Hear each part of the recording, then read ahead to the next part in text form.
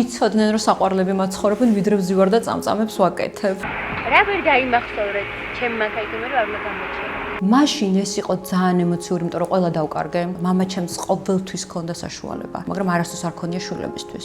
ძალიან ბევრი წელი გავიდა და სიბრაზე ისევ ისეთ ვაი, მე მახრჩობს. დავდივარ ეკლესიაში, ახსარებებს სულ ვაბარებ, ვერაფერს ვერ უშვები. ანუ 10 ლარი მაინც გადაეხადა და ესწავლებინათ. მე როცა გოგო 200.000-ებს ვიხდი ჩემი შვილის სწავლაში. ყველაფერი გააკეთა ჩემმა მამთილმა, რომ დავეშორებინე ჩემ ქმარს იმის გამო, რომ მე დავრჩი ორსულად. ერთი თვის ფეხმძიმე ვიყავი, როცა გავშვებდი ქმარს. ყველაფრის ღირს ვარ, რაც ლანძღეს მეგრელებმა. ეხლა ამის გამოშვება ვიღაცები მათრენ, მაგრამ ფეხებზე მგიდია. არ ამოჭრა.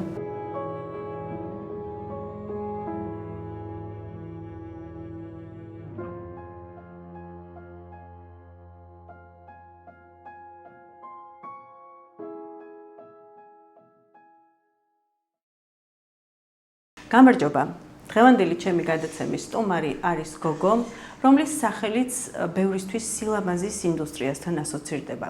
თუმცა იყო მის ცხოვრებაში პერიოდი, როცა პროფესიულ წარმატებაზე მეტად მის სკანდალებზეც ბევრს საუბრობდნენ. როგორია მისი ცხოვრება დღეს, რა გზა გაიარა დღემდე, როგორ გადაიტანა ყველაზე ხმაურიანი პერიოდი, ამ და კიდევ ბევრ საინტერესოს ამბავს მეც თქვენთან ერთად მოვისმენ. დღევანდელი ჩემი გადაცემის სტუმარი არის ეკა ყურშიტაშვილი და ძალიან დიდი მადლობა ამ შესაძლებლობისთვის. მე ვიცი რომ ძალიან საინტერესო გადაცემა გვექნება შენი პერსონიდან გამომდინარე. მოგესალმებით, აია, მივესალმები შენს მაყურებელს. ხო, ჩემი ისტორია საკმაოდ და ჩემი ამბავი საკმაოდ რთულია, გრძელია, საინტერესოა.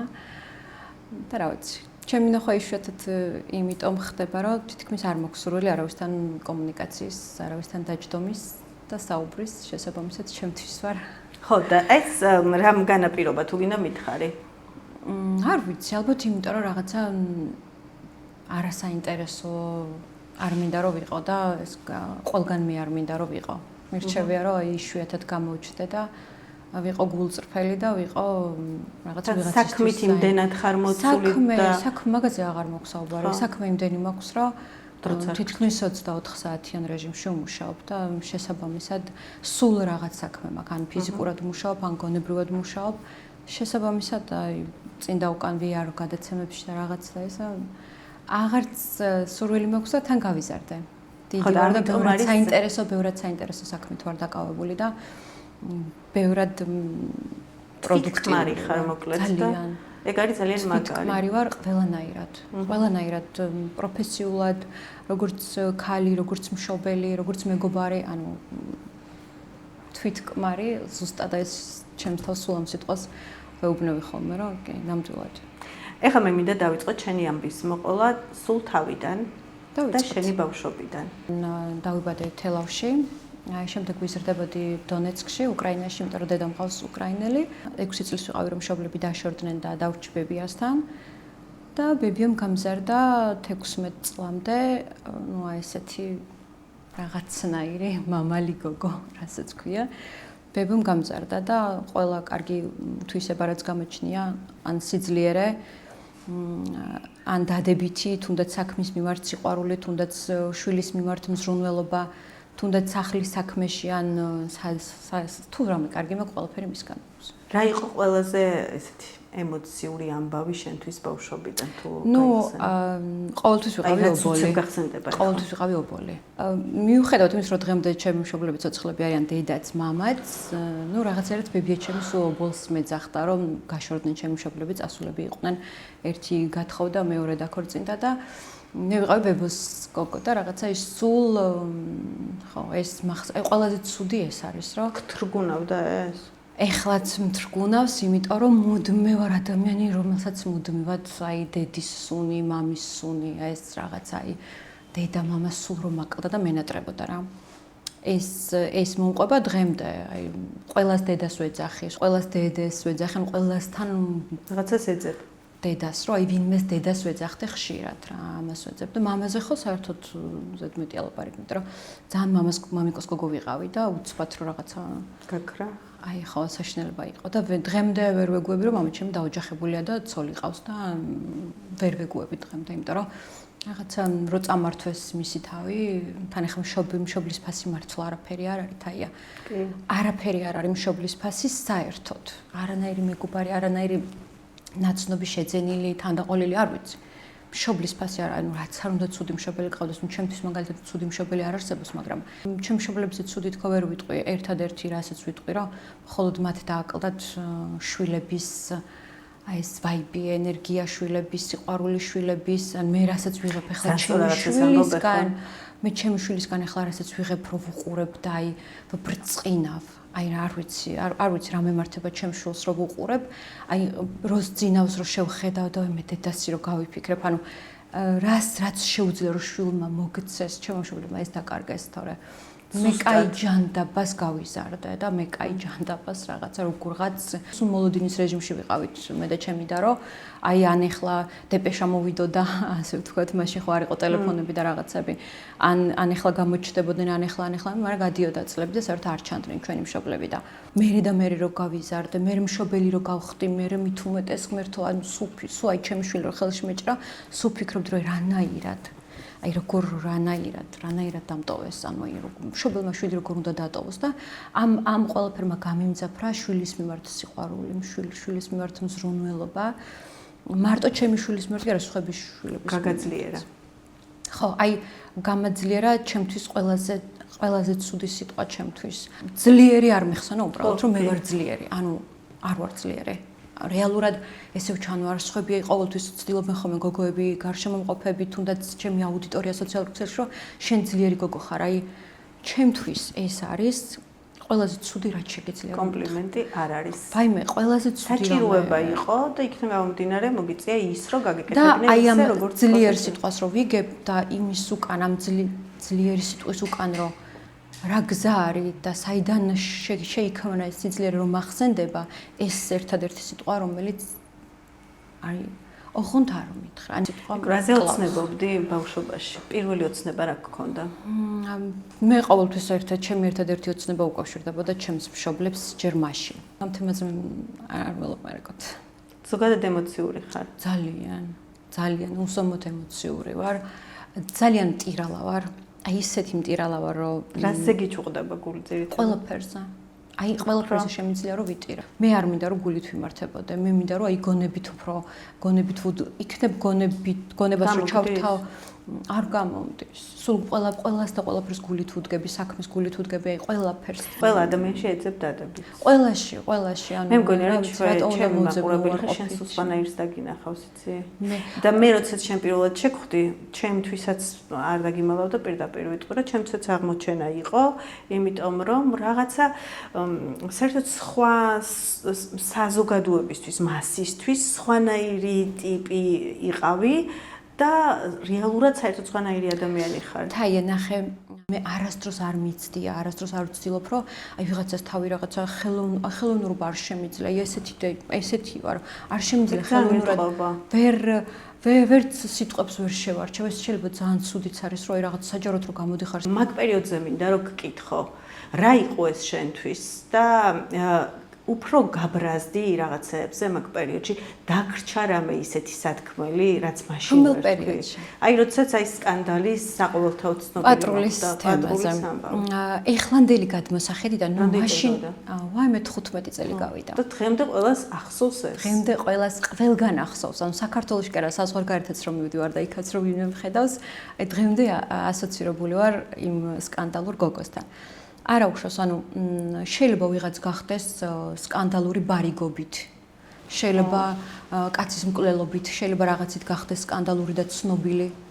მაგრამ რა ვიცი, ჩემს შემთხვევაში ეხლანდელი გადმოსახედიდან არაფერი არ დამიშავებია, არაფერი ისეთი არ გამიკეთებია, რასაც დღემდე არ ვაკეთებ სამწუხაროდ, ანუ აი რონდერობს რომ მომიშლის პატრული, აი ისე მივალანძღავ, რომ მეტი არ შეიძლება, просто დღეს აღარ მიღებენ რა. ცნობენ კი, ყველა მცნობს, ყველა და მაშინ ეს იყო ძალიან ემოციური, იმიტომ რომ ყველა დავკარგე, მთელი დაქალები, მთელი მეგობრები, ანუ ყველა მოარითქვა, ყველას რაღაცა სწვენოდათ ჩემი არსებობის. ხო, მაგრამ იყვნენ ადამიანები ჩემს გარშემო, ვინც დღემდე მომყვება, ვინებიც აი რასაც ქვია, მტკვარში გადაკიდებულს რომ ხსნიდნენ და რაღაცა რატო დაკარგეს? ანუ მიზეზი ძალიან ბევრმა დამკარგა და მადლობა ღმერთს რომ დამკარგეს. კი, მაგრამ მადლობა ღმერთს რომ დამკარგეს, ესე იგი მე ღმერთმა არ გამწირა ამ ხალხთან საურთიერთოდ, ამ ხალხთან სამეგობროდ, ზოგი ციხეში წავიდა, ზოგი წამალზე შეჯდა და თავი დაიღუპა, ზოგი ანუ აი კიდევ კარგი მარტო ამისთვის ვუხდი ღმერთს მადლობას რომ იმ დროს იმ ადამიანებისგან გამომაცალა, რასაც ქვია, თორე მე დღეს შეიძლება კი არა და საერთოდ ანუ ადამიანის ფსიქიკა ხო იცი როგორც არის თუ ვიღაცამ რაღაცა გიბიც გადაგაძალა რაღაცა სიტყვაზე აგაგდო გითხრა რომ მიდი რა შენც მოწიე მიდი რა შენც გაიკეთე მიდი რა შენც რაღაცა ძალიან ჩაულებრივად შენც ითამაშე რაღაცა ჩაულებრივად შეიძლება რომ მე ამ ყველაფერს ჩავეთრიე მე ხვდი იმიტომ რომ 22 წლის გოგოს ფსიქიკა არ არის ჯერ ზრდასრული გამოცდილი და ასე შემდეგ და მადლობელი ვარ იმ სიტუაციის რომ ის ადამიანები ჩაუმაშორა მადლობელი ვარ იმის რომ კიდე მე გავხდი ძალიან პოპულარული და ამ პოპულარობით დღეს აი ეს ხალხის მოტანილი პოპულარობა და ეს ცნობადობა გეტყვი აი ეს ცნობადობა და რაღაცა მე ისევ ხალხის დასახმარებლად გამოვიყენე და ათასობით ადამიანს დაუდექი გვერდში და რა ვიცი აი ყოველთვის უანგაროდ ყველას ყველაფერს უანგაროდ უკეთებ რაღაცა მაბრაზებ და აი მე ეს ჩემი პატრულის ვიდეოები რო გავრცელდა ხო მე ხო მარტო ხელა დედა ვარ და ქმარს გავშორდი ერთითვის ორსული და მაშინ მშობლებმაც რა თქმა უნდა უარი თქვეს ჩემზე რომ იცი რა ეხლანდელი გადმოსახედით მესმის რატოც თქვეს უარი რომ იქნებ ოჯახი შეინარჩუნო და იქნება არ გაშორდე ქმარს მაგრამ მე მაინც ერთითვის ორსული გავშორდი ქმარს და წამოვედი სახლიდან უკრაინაში წავედი დედა ჩემის ბებიასთან ცხოვრობდი და რაღაც ანუ ეხლანდელი გადმოსახედით ალბათ უნდათ რომ მე ოჯახი არ დამენგრია მაგრამ მაინც დავანგრიე ოჯახი და იმ დროსვე არ ვიყავი სასურველი ადამიანი, გარშემომყოფებისთვის, იმიტომ რომ არ დაუჯერე და ქმარს გავშორდი და რაღაცა და მე ეს ჩემი ქმარი კიდე რომ საერთოდ ანუ არ მქონია კომუნიკაცია, ისე გავეჩინე ბავშვი გვარიც ჩემი მივეცი ყველაფერი გავუკეთე ჩემ შულს, აი მარტომ მინუსებიდან, აი რა ვიცი 19-20 წლის აი ეს ძალიან მინუსები და რომ დავიწყე ცხოვრება და რაღაცა და ჩემ ყოფილ ქმარს რომ ვუყურებდი რომ მე როგორ ცხოვრობდი და ისე რომ 2 წელი ბავშვს ძუძუს ვაჭმევდი ისე რომ აი დამატებითი საჭმელი რომ მიმეცა ბავშვისთვის ამის საშუალება არ მქონდა თან კალთაში მეჯდა და თან ფრჩხილებს ვაკეთებდი მაშინ და ძალიან ცუდი პერიოდები რომ გამოვიდა და ეს რომ ხედავდით ჩემი ყოფილი ქმარი როგორ კარგად ცხოვრობდა და საერთოდ ჩვენ თავი არ აინტერესებდა და ასე შემდეგ ნუ რთული თემა ეს და ძიმე თემა არ გავაგრძელებ აი ეს ჩემი პატრულის თემები რომ მოხდა 23 წლის ვიყავი მაშინ ახალ-ახალი XP-ად იმყავდა საბურთალოზე ხა ჩვენ სადაც ვართ აქ მიშენდებოდა ეს კორპუსი შენდებოდა მაშინ აქ ვაშენებდი 6 ოთახიან ბინას და უცებ ეს ყველაფერი გავარდა ტყვიასავით რომ აი ესეთი მაგარი გოგო ანუ ხა ვისთვის მაგარი ვისთვის არა მაგარი რაღაცა ეს ის რომ ვაუ მაგარი მანქანა ვაუ მაგარი ჩაცმული ვაუ რაღაცა საბურთალოზე 3 ოთახიან ბინა და რაღაცა რომ გავარდა აი გამიხარდა, იცი რომ აი მე კახეთში არ ჩავდიოდი ხოლმე მაგ პერიოდში და გამიხარდა რომ ამათმა ტელევიზორში ვნახეს რომ აი ნახეთ რა კარგად ვარ. ანუ ეხლა ხო ხედავთ რა კარგად ვარ. აი რაღაცა გული მოვიფხენ და სულ დამავიწყდა რომ მთელი საქართველო მაგინებდა რა იმაზე ისე ვიყავი და თან მე საერთოდ არ ცვაპირებდი რომ სიტყვაზე ინტერვიუები მიმეცა თან მე თაი ამას შენთან ვამბობ პირველად ვამბობ ჩემს ცხოვრებაში და მე მაშინ არც ერთ გადაცემაში არც ერთი სიტყვა ჩემით არ მithქვია ანუ იყო ადამიანი ვინც კარნახობდა რა უნდა მეთქვა და იმას ვამბობდი და აი ეს იმდენად აი ესეთი ამბავია ეს და რაღაცა რომ აღარ განავრცობ ამ ამბავს უბრალოდ ჩემი ტვინით რომ დაჟე აი რაღაც სიტყვა გამოვიყენე რომ პატრული დავაგო იმე და რაღაცა აი ეგ სიტყვა მეც კი არ მეც არ მეკუთვნოდა ეგ რაც მიკარნახეს რომ ხო აი რაც მიკარნახეს რომ მეთქვა ის ვთქვი რა ანუ ესე იყო და ეს საზოგადოებამ ძალიან კარგად იცის ეხლა რო არ ახსნა აქედან ყველამ კარგად იცის რომ აი ჩაწერილი ინტერვიუ რომ მე მინდა და რომ სიმართლე მეთქვა და ვამბობდი სიმართლეს მეორე წუთს მოხდა რომ უნდა შემეცვალა და მაგიტომაც დავიწყე სტირილი და რაღაც ხა საზოგადოება ხომ მიხვდა ამ ყველაფერს რომ 23 წლის გოგოს ყველა მხრიდან უტევდა ყველა ან შეგეშინდა კიდეც მეშინოდა და დაცვითაც დავდიოდით, აი, 1-6 თვე დაცვითაც დავდიოდი, კი, მეშინოდა და დაცვითაც დავდიოდი. მე თვითონ არ ამიყვანია ეს დაცვა, სხვა მომიყვანა, სხვამ დამაყენა რა. ანუ იყო ეგ სიტუაციაც, რომ ხო, მეშინოდა, რა ვიცი, მეშინოდა კი. მithmetes არაფერი არ დამიშავებია არა უშვის და მაინც რაღაცა, ანუ სადღაც რაღაცა არეულობა ხდებოდა და მე საერთოდ რატო გავეჩხირი არ ვიცი. მან მომცა ვალდებულება მომცა და თან დამტკიცება იმის, რომ აი ყველა რომ ლანძღავდა, რომ აი დაგიმტკიცებთ, რომ მე არ ვარ ცუდი ადამიანი, მე არ ვარ ესეთი, მე არ ვარ ისეთი. დაუბრუნდეთ ახლა ისევ შენს ცხოვრებას, რომელიც არც ისე მარტივი იყო. რაც შენ შეგიძლია რომ თქვა აი შენი ყველაზე ალბათ ერთ-ერთი კიდევ ყველაზე რთული ეპიზოდი შენი ცხოვრების, როდესაც ერთი თვის ფეხმძიმე დავრჩიო, წაღან მითხარი მარტო. ხო იცი რომ გულწრფელი ადამიანი ვარ, გულწრფელი რესპონდენტი ვარ, მაგრამ მე რომ მოვყვე ჩემი ამბავი რეალურად, ეხა ძალიან მოკლედ ყვები და ძალიან აი ყველაზე მსუბუქად ყვები და იცი შენას. ანუ ამას ჯერ საზოგადოება არ დაიჯერებს და მე ვიღაცას ეგონება რომ ამას ვაკეთებ ჩემი პიარისთვის. ანუ არ ვაკეთებ ჩემი პიარისთვის და აი არ მინდა რომ ვიღაცას გული აუჩუ. 18 წლის გავთხოვდი. 18 წლის გავხდი თუ არა, ესევე გავთხოვდი. 2008 წლის 8 აგვისტოს ომი რო დაიწყო, მაგ დღეს გავთხოვდი ზუსტად სახლიდან გავიპარე.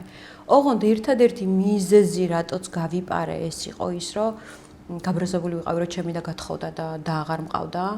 ბებო მყავდა ძალიან მოხუცი და ჩათვალებებიც აღარ მყავდა. ვიყავი საერთოდ მარტო და მამაჩემის ბრძანებები მოსკოვებიდან. რო იცი რა აი 5 საათის მერე სახლიდან ვერ გახვალ, რო აი იქ ვერ წახვალ, რო აი და გოგოს რომელმაც 11-მა ბავშვმა დავამთავრეთ 11 კლასი.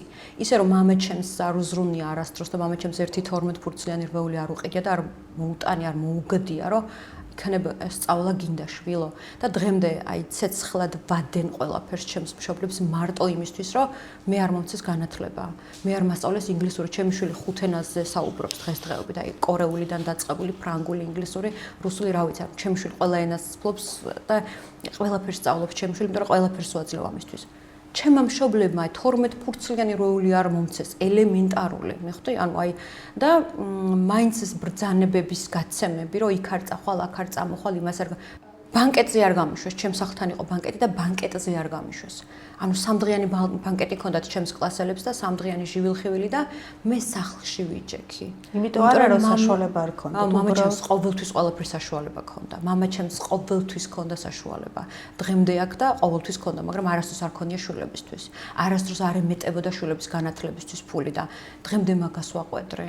დღემდე აი არ შემიძლია რა. აი ინგლისური რო არ ვიცი, ხო?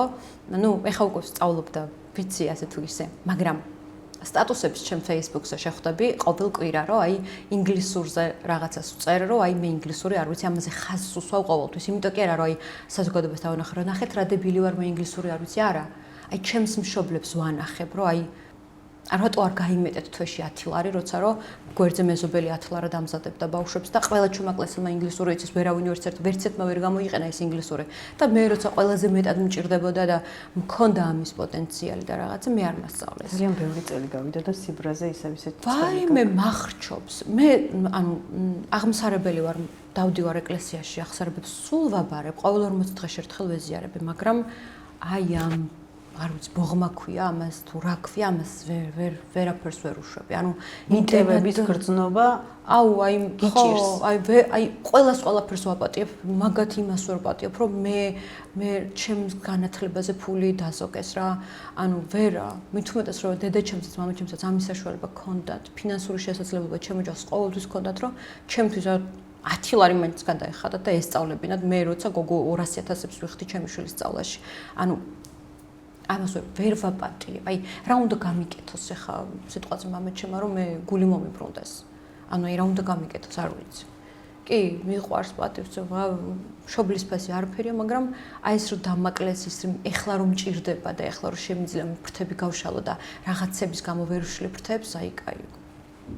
და ამის გამო აი ამის გამო რომ ამ ტყვეობიდან წავსულიყავი, ცოლად გავყევი ბიჭს, რომელიც თურმე არ მყარებია.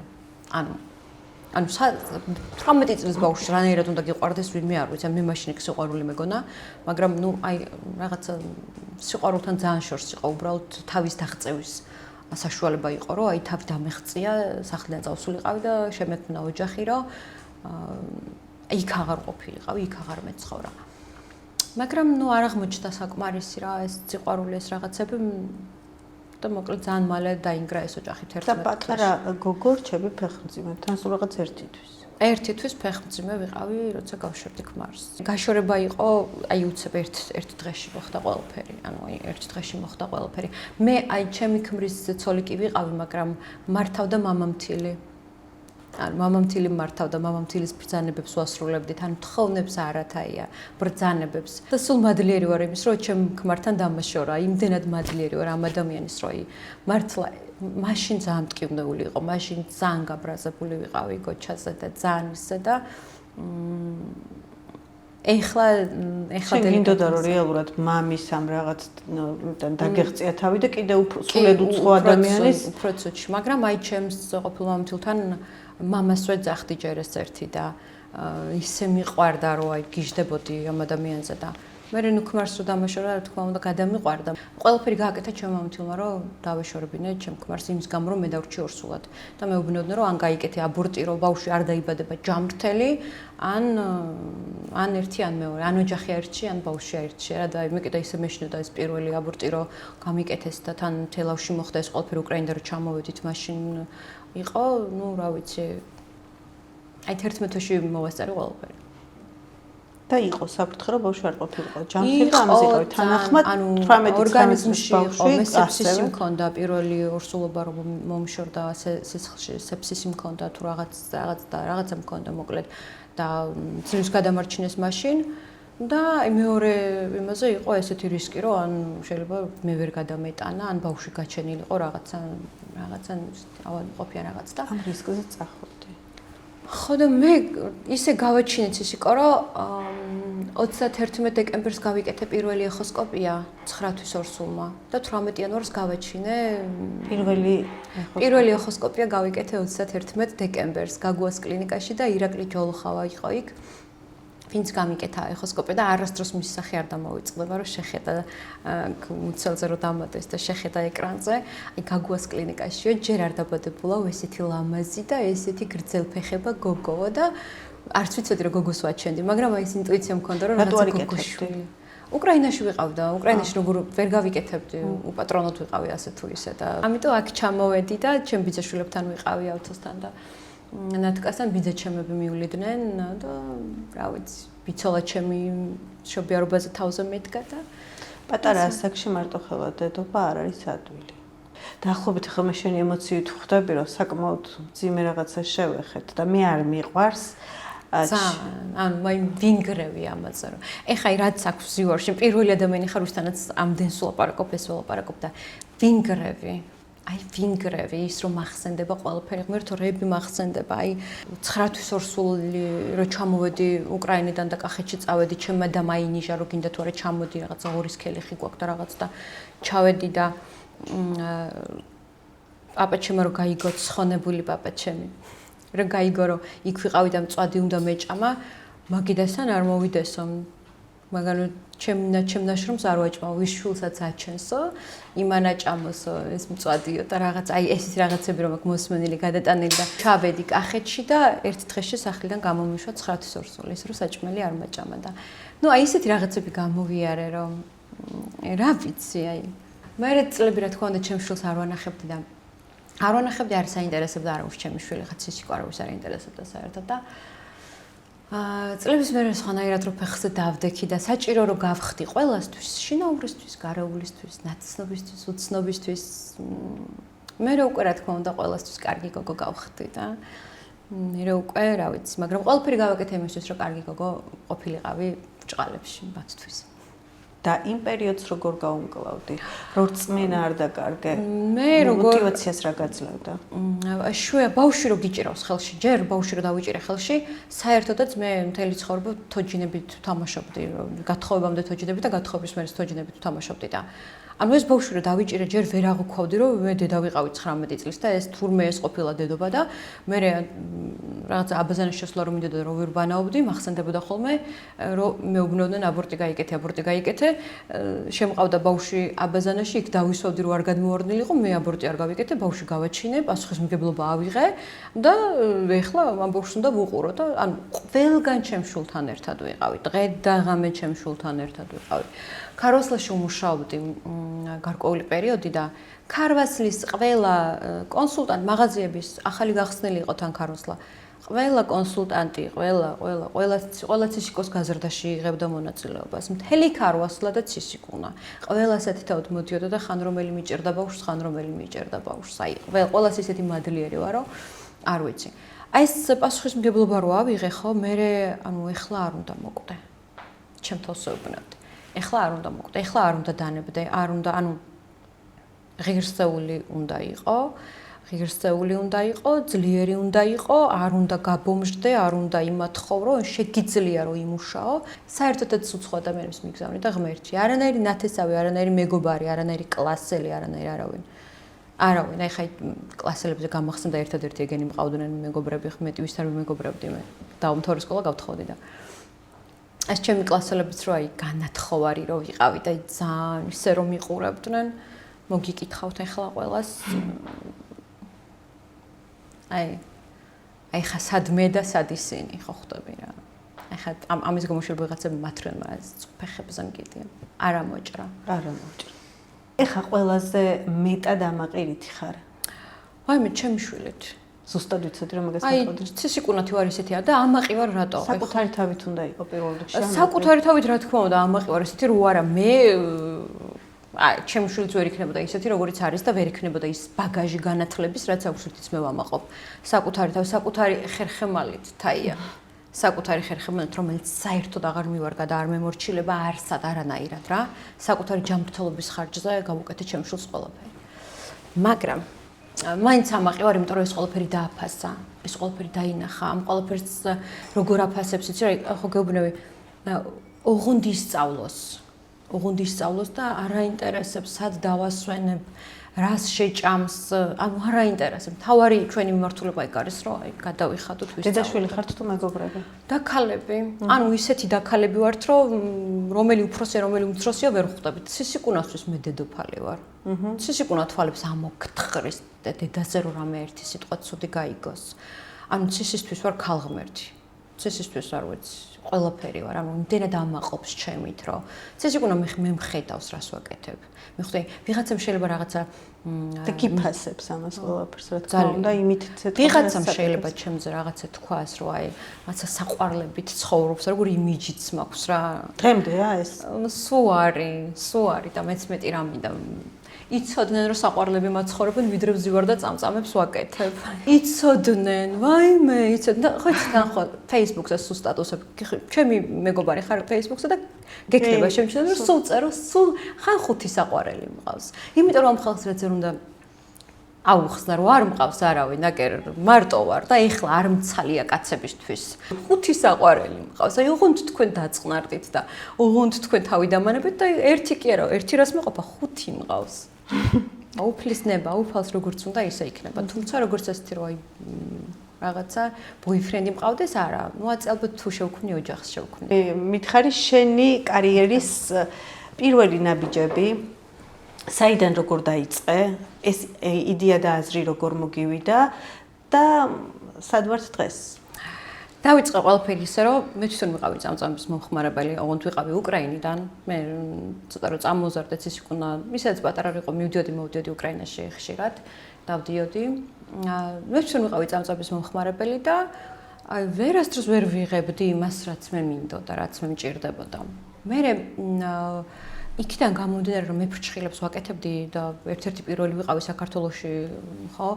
დამეწყო ძალიან დიდი ალერგიები, აკნე, პრობლემები დამეწყო ჯანმრთელობის, იმიტომ რომ მაშინ არ ვარგოდა ეს მასალა და ძალიან ცუდად მოქმედებდა ჩემს ჯანმრთელობას, ვეღარ სუნთქავდი და რაღაცა მეთქი აი უნდა შევეშვა ამ ფრჩხილებს რა და დაღლილი ვიყავი და მაგის გამო გადავწყვიტე რომ გადავსულიყავი წამწამებზე. წავედი მოსკოვში დედაჩემთან, ვისწავლე ნასწავლი მქონდა ჩემ სალონში, წამწამებსაც ვაკეთებდი, მაკიაჟსაც ვაკეთებდი, ჩემთვის ვერ გამიკეთებია მაკიაჟი, მაგრამ კლიენტი რომ შემოდიოდა, ყველაფერი ჩეკი ვიყავი.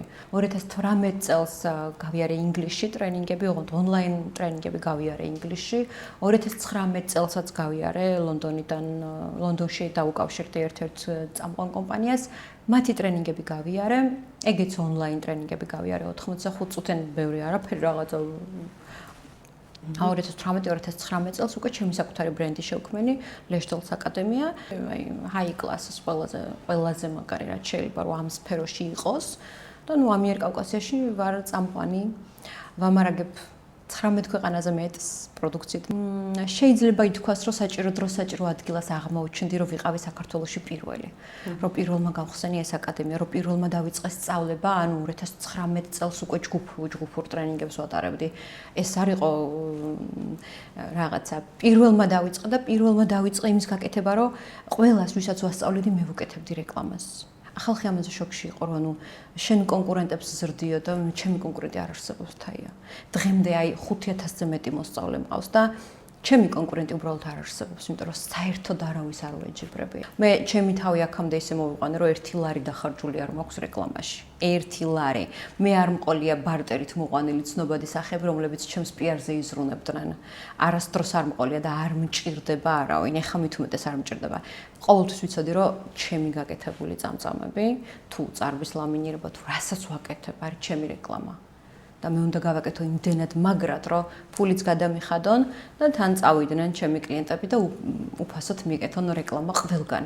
იმიტომ რომ პირველი ადამიანს ფრჩხილებზე არ უყურებ და უყურებ თვალებში, უყურებ წარბზე, წამწამზე და სულ მაგას ვფიქრობ, რომ საკუთარ რეკლამას ვიკეთებ ამით. სწორი ბიზნეს სტრატეგია. და ერთ მომხმარებელს 10 მოყავს მინიმუმ და არ ჭირდება ბევრ გამომწერიანი და ინფლუენსერები, რომელიც შენი გაკეთებული წამწამი, შენი რეკლამა და ზოგადად ყველაფერი შენი შეღებილი თმა, შენი რეკლამაა და რა ვიცი, რასაც გააკეთებ ეს მე ხო გონი ყველა ღერს რო დავსვავ, ერთ ღერს, მეორე ღერს რო დავსვავ, იმას ვფიქრობ, რომ ეს არის ჩემი რეკლამა. კოსმეტიკის ხაზს რაც შეეხება, უკვე 7 წელია მე რაც ჩემი საკუთარი კოსმეტიკის ხაზი მაქვს და სხვათა შორის ძალიან ძალიან, ანუ როგორ გითხრათ, ხა მე შეიძლება რაღაცა რეკლამებით არ გამოვირჩევი და ხო გეუბნები, ანუ ჩემი რეკლამა, ჩემი პროდუქტია ყოველთვის. ანუ ხო, აი მე ვაწარმოებ, აქვე მაქვს საწარმო და აქვე ვაკეთებ ყველაფერს. მე ბიოპროდუქტს ვაწარმოებ რა.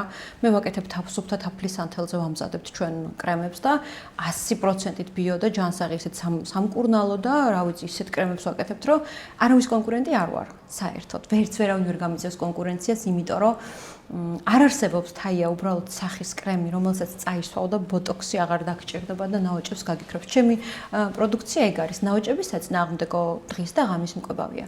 100%-ით სანდო და უსაფრთხო რაც მთავარია. მაგრამ არ არსებობს ესეთი პროდუქტი, რომ აი წაისვა და ბოტოქსს გაგიკეთებს და რაღაცა რა. ეს არის უბრალოდ კარგი დამატენიანებელი, რომ ის რო კარგად დატენიანებულ სახეს მე აღარ გაგიჩნდეს დამატებით ნაოჭები, თორე კრემები რო გშველოდეს, რა ვიცი. ხოდა ვერავის ვერ მოატყუებ, ვერავის ვერ დაგოიმებ, ყველას მისი მომხმარებელი ყავს. მე მეძებენ მომხმარებლები, რომ ჩემი კრემები სჭირდებათ და დიდი სიამოვნებით ვყიდი, ანუ ლიცენზირებული მაქვს ყველაფერი და დაბრენდილი მაქვს, გაკეთებული მაქვს სასწაულად. ხო და რა ზედმეტი ხმაური არ მჭირდება. მიზანი რა გაქვს ახლა? აბიტურიენტი შვილის დედა ვარ და 2 წელი არანაირი მიზანი 2 წელი. მხოლოდ ცისის ვეკუთვნი. არანაირი მიზანი, არანაირი რაღაცა გაფართოება შევიწრო, არაფერი 2 წელი მე არ ვარსებობ. 2 წელი ვარ აბიტურიენტი შვილის დედა და მოდით წამწამები გაიკეთეთ, იმიტომ ბევრი მჭირდება. ანუ 2 წელი არ ვარსებობ და 2 წლის მერე მიზანი მაქვს მშვიდი ცხოვრება. ჭირდება სოფელში სახლი. რომ აი წავიდე და წამო. დასვენება გჭირდება. აი ძალიან. შემოსავალი იმდენი ყოველთვის მექნება, რომ ჩემ შვილს აქედან იქ სტუდენტი რო იქნება მივაწოდო. მე რომ მარტო დავრჩები, მარტო არ დავრჩები, მე ჩემი კატასთან ერთად ვიქნები. მე და ჩემი კატა სადმე ვიცხოვრებთ. ანუ დიდი სიამოვნებით სადმე ვიცხოვრებთ. ეკო რამე არის, რასაც ნანობ? ნანობ. ძალიან, ანუ მე ვფიქრობ, რომ ეს არის ჩემი ცხოვრების ლაქა. ან ვიქნები გულწრფელი და გეტყვი ის, რომ რაღაცა ბევრი წლების წინ იყო ესეთი შემთხვევა, რომ ჩემს ბოიფრენდს დავშორდი 8 წლიანი ურთიერთობა დავასრულე და პატარა ვიყავი ხო მაშინაც. სულ ყველაფერს პატარაობას ვაბრალებ. ესე გამოდის, რომ პატარა ვიყავი შეცდომა დაუშვება. მაგრამ ვიყავი 10 წლის წინდელ ამბავზე ვამბობ ხა ხო 10 წლის წინდელზე. ანუ ძალიან დიდხნიანი ურთიერთობა დავამთავრე მოკლედ რა. ვიჩხუბეთ ძალიან ჩემს შეყვარებულთან, მეგრელი იყო ჩემი შეყვარებული და ესე რაღაცა მუსიკ ბოქსის თუ რაღაცის იმაში ვითომ ჩემი ჭკუით გავამწარე და ვითომ ანუ მას სულ ქონდა ეს კახელების მიმართ ესეთი აგრესია რო აი კახელები რაღაცა შაჰაბასის შვილები ვიყავ ისე რაღაცა ესეთი ხუმრობები ქონდა ხოლმე და მეგრელებიც ის ფერსისხილანები და რაღაცა ჩვენ ერთმანეთში სულ ქონდა ის რო აი კახელები ცუდები ვართ და მეგრელები კარგები და რაღაცა სულ და მე ისე ჩემი ჭკუით ვესროლე რაღაცა ნამიოკი და გავამწარე რომ აი იცი მეგრელად რო იბადები უკვე ხავ და ეს რო ვთქვი ეს ფრაზა მეგრელად რო იბადები უკვე გეშლებ საჯაროდ თქვი ეს საჯაროდ თქვი ანუ ქალო მე რო გავიაზრეს ყველაფერი და მე რო ვუყურე ამ ყველაფერს და მე წლების მერე უფრო გავიაზრე ეს ყველაფერი 1-2 წლის მერე უფრო გავიაზრე ანუ ვის უბედავ ვიღაცა ერთმა გამოქლიავებულმა სიტყვაზე შენ გაწყენინა ხო და შენ დანარჩენებს ანუ რა უფლებით აყენებ შეურაცხყოფას ანუ ვის უბედავ ანუ აი ვის უბედავ ჩემ თავი ამის გამო იმდენჯერ დავსაჯე ყველაფერს ღირს ვარაც ლანძღეს მეგრელებმა მართლა ყველაფერს იმის მიუხედავად რომ ეს ხებს არც არ ვერჩოდი და იმ ერთ კონკრეტულ ადამიანს დავეტაკე იმ შემთხვევაში და მაგის მერე კიდე შეურიგდი და კიდე წლები მაგასთან ერთად ვიყავი აი ეს იყო ჩემი ცხოვრების ყველაზე დიდი ლაქა და შეცდომა მეტს შეცდომად არაფერს არ ვთვლი აი არ მიცხოვრია საერთოდ შეცდომებით რა ეს რო ვთქვი ამას ვნანობ და აი მთელი ცხოვრება ვინანებ ან მთელი ცხოვრება ვინანებ ძალიან მიხარია რომ გავხდი შენი გადაცემის სტუმარი ძალიან დიდ პატივს გცემ აი მართლა დიდ პატივს გცემ და მართლა შენ იყავი ის ერთადერთი ადამიანი რომელსაც იმ თემებზე დაველაპარაკებოდი და იმ თემებზე ვისაუბრობდი შენ იყავი მართლა ერთადერთი რა თორე აქამდე 10,000 ჯერ ნახავდი აი თუნდაც ამ მეგრელების თემაზე რომ გავაკეთე რაღაცა ორი სიტყვა რო ვთქვი და რაღაცა მილიონ ტელევიზიაში ნახავდი მილიონ გადაცემაში ნახავდი მაგრამ ნუ შენ იყავი ერთადერთი ადამიანი ვისთანაც ძალიან კომფორტულად მოვირგე და რა ვიცი ძალიან გამიხარდა შენი სტუმრობა ძალიან დიდი მადლობა იმიტომ რომ ეს მართლა ყველაზე დიდი კომპლიმენტია როდესაც ამას მეუბნება ჩემი რესპონდენტი მინდა რომ ბევრი წარმატებები კიდევ გისურვო დიდი მადლობა თალია